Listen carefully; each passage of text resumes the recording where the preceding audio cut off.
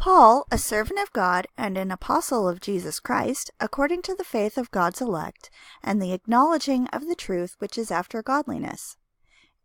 in hope of eternal life, which God, that cannot lie, promised before the world began, but hath in due times manifested his word through preaching, which is committed unto me according to the commandment of God our Saviour. To Titus, mine own son, after the common faith, grace, mercy, and peace from God the Father and the Lord Jesus Christ our Saviour. For this cause I left thee in Crete, that thou shouldst set in order the things that are wanting, and ordain elders in every city as I have appointed thee. If any be blameless, the husband of one wife,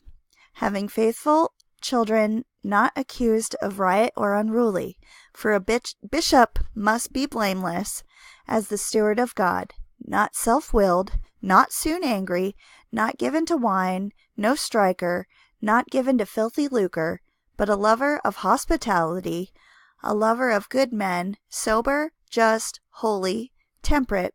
holding fast the faithful word, as he hath been taught, that he may be able,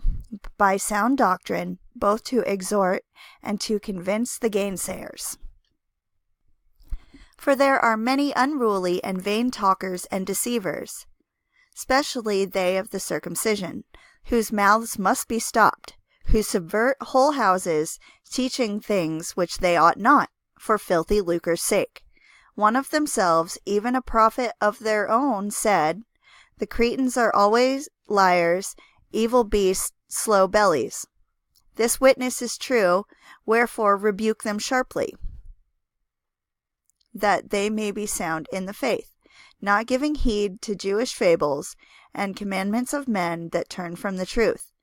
Unto the pure all things are pure, but unto them that are defiled and unbelieving is nothing pure, but even their mind and conscience is defiled.